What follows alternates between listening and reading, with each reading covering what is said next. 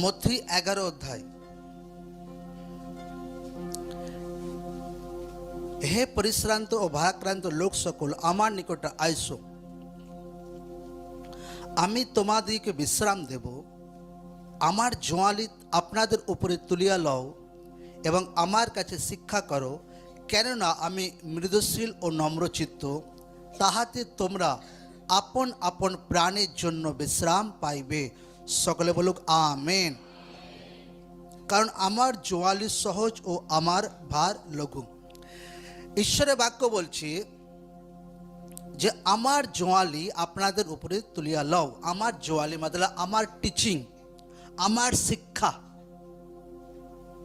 আপনাকে রিসিভ করা দরকার আছে, আপনাকে সেটা ফলো করা দরকার আছে। কারণ যীশুখ্রিস্ট বলছে যে আমি মৃদুশীল ও নম্রচিত্ত।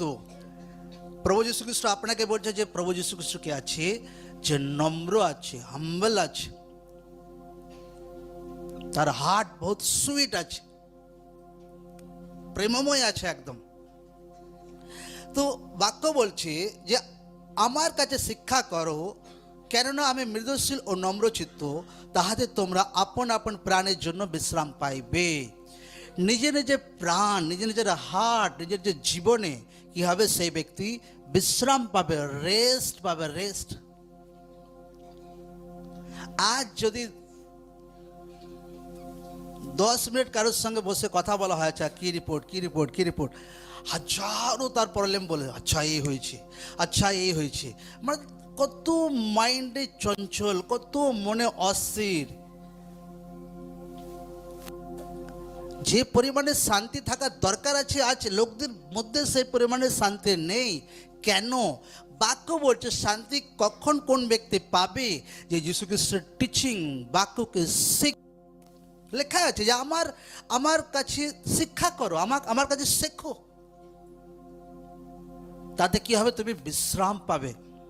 তোমার সে ডিপ্রেশন, তোমার সে দুশ্চিন্তা, তোমার সে রোগ, তোমার সেই অ্যাটাক, হর এক জিনিস খতম হবে যখন তুমি আমার কাছে শিক্ষা নেবে আর সেটাকে ফলো করবে। আর প্রভুর শিক্ষা কি? যে তোমার ঈশ্বরকে প্রেম করবে, তোমার মাতা পিতাকে সম্মান করবে, পর দ্রব্যের লোভ করিও না, চুরি করিও না, ব্যভিচার করিও না, নম্র হও। সিম্পল সিম্পল শিক্ষা।